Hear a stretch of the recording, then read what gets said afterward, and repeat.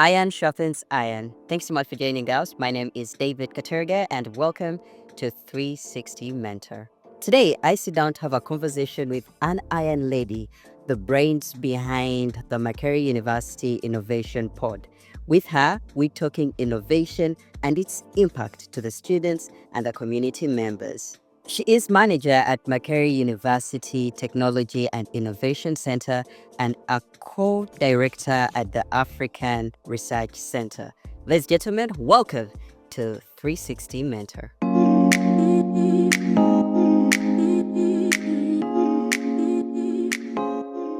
Well, I think let's dive into the questions. How does it feel being on the show, sharing your ideas with the young people out there?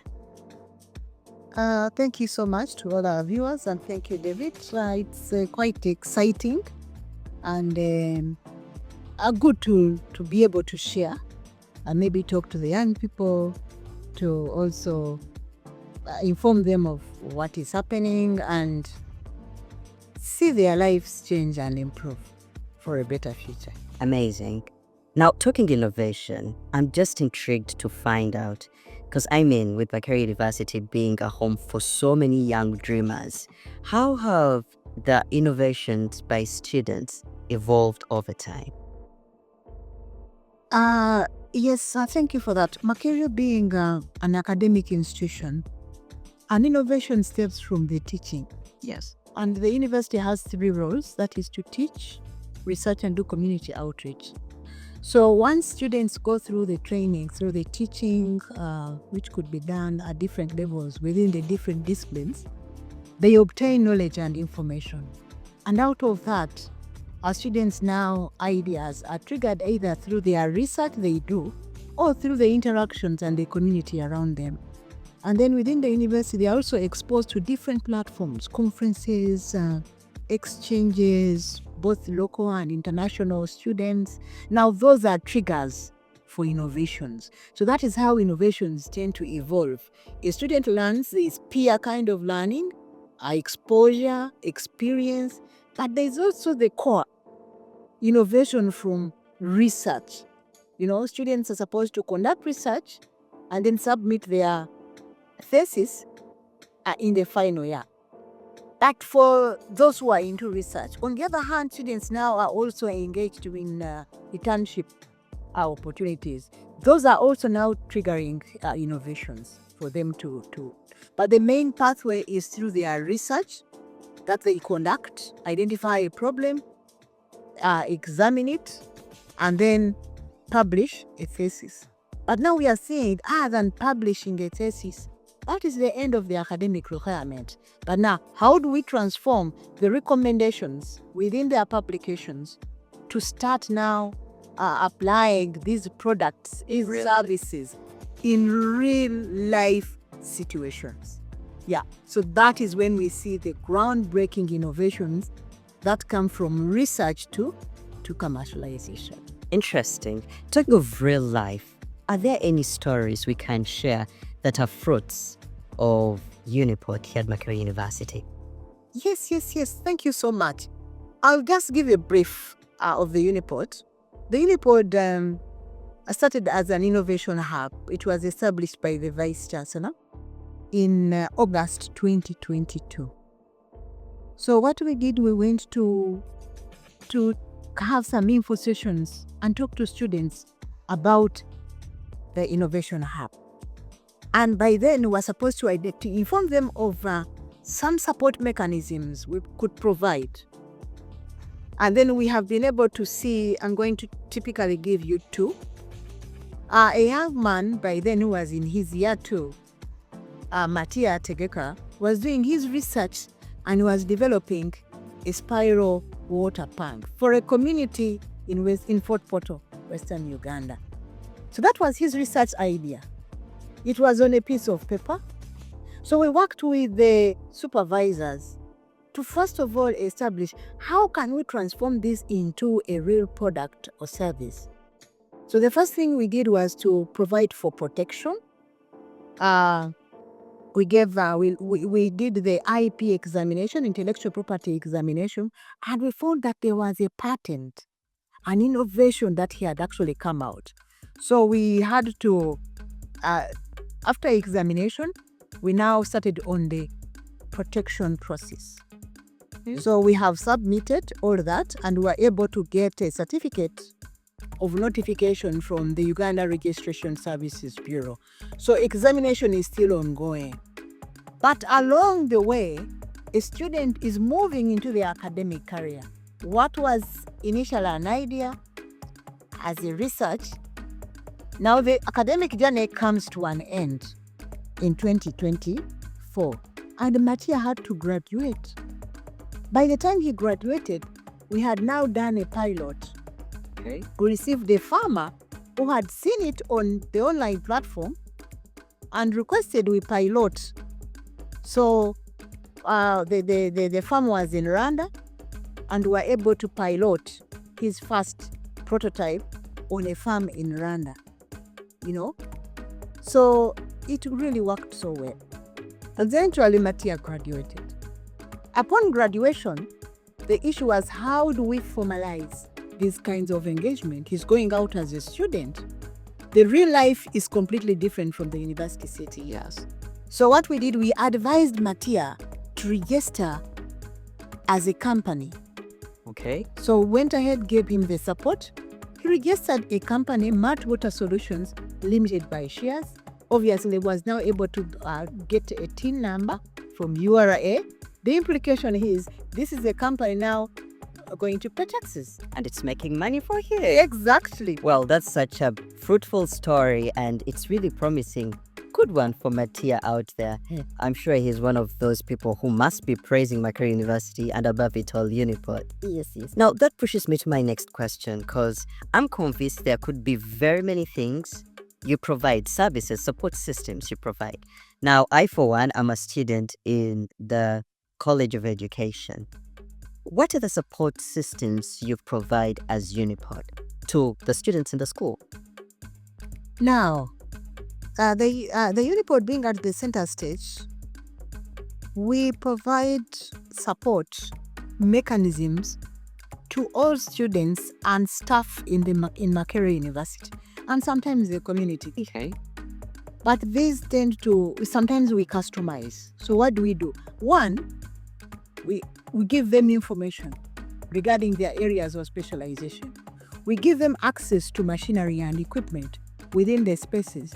You can access the electrical lab to 3D print your concept. We have a CAD room where you can come in and design your ideas. We have access to funding opportunities. So we have a commercialization fund, which gives a minimum of 50 to 500 million. If your project, and that you can access through the staffing platform. We also provide incubation support. We also build capacities in different innovations. We also do industry linkages support. Not every student should innovate, and not everyone wants to start a business. But some are meant to be entrepreneurs, Yes. to be employees and innovate within those different companies.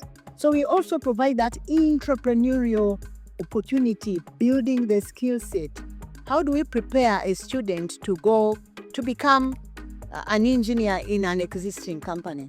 So we do industry linkages, try to find out what the industry needs, and then align students' interests to basically tap into such opportunities.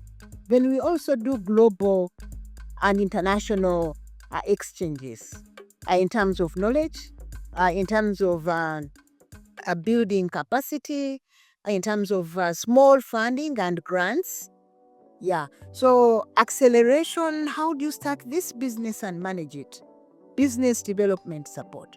So it is a magnitude of services ranging from finance, management, and the digital skill set, because that's where we are headed. It's where we are as a generation. Interesting. Now, you talked about the entrepreneurial bit, and I'm convinced not everyone is an innovator, just as you mentioned earlier. Something of a student who may not be able to generate his own idea. but could be able to, work within someone's idea. How can they tap into the space and how can they get started on their journey here at Unipod? I think the first stage would be for them to have our info sessions. Basically, it is a walk-in. We won't have any criteria, any strict, it's having a conversation. Innovation, for someone to innovate or to want to work into this space, they should be able to access the space. So first of all, is coming down, reaching out to us either on our online, but having a conversation, a one-on-one, so that someone can share and say, I don't want to start my own, but I want to work with an existing institution, or I want to partner with someone working on such a project. Then we can guide them, we can direct them, but more so, they get engaged and get to know the programs running at the Unipod. Yeah. Incredible. All right, before we call it to shots, I'm just wondering, as someone who is at the forward stage of championing innovation in a third world country like Uganda, how best could you define the next generation of innovation? Wow, quite interesting. The next generation of innovation is going to be driven by intelligence. The digital skill set is going to be very, very critical. And we are looking at sustainability. Whoever is going to be in this space should be able to think 100, 200 years of what the world would be. Okay? And it's going to be very, very pertinent also in terms of impact. With or without what you are doing, what is going to happen to the world? So we are looking at the digital drive, very, very important, coupled with intelligence and an ICT skill set where everyone should have, everything has been digitalized, from health to education to agriculture. So if there is innovation that's going to take place, it has to be sustainable. There must be impact, but then the intelligence for humans, machinery to direct, to come up with new aspects will be a driving force. Incredible. Thank you so much. Any of the parting shots you have for anyone watching us out there in the gaps of either their students here at Makerere University or maybe members of staff or even, the general community concerning Unipod? Thank you so much. Parting shots is once again, my name is Cathy Mbidde. I would want to invite students, staff, the community out there, the refugees, persons with disability, all colleges to come actually, one, take a tour of the Unipod. It's a multidisciplinary space with 10 maker spaces. Oh, wow. Where someone can benefit from the creatives, the technologies, the innovations. We have textile, talk about food tech, and these are opportunities individuals should not miss out on. However, given the current trend, we all need to look towards having decent employment. Either it's an opportunity for someone to be in a space supporting innovators or starting your own companies. For the students, it's not too late. It is better they start companies while they are still at university to solve the challenge of graduate unemployment. Thank you so much. Thank you so much, Dr. Cathy, for your time. And I'm sure our viewers out there have got a lesson or two. And what are you waiting for? Come visit Unipod here at Makerere University. It's been an exciting conversation. Thank you so much for your time. Yeah. And of course, we look forward to a follow-up conversation on how people will have turned up and how impactful we will have, led the whole movement. It's exciting. Mine remains David Katurga. It has been the 360 Mentor. Stick around.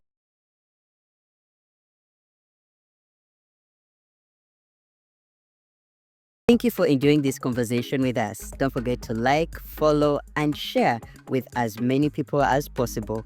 Find us at our different social media platforms at Campus 360.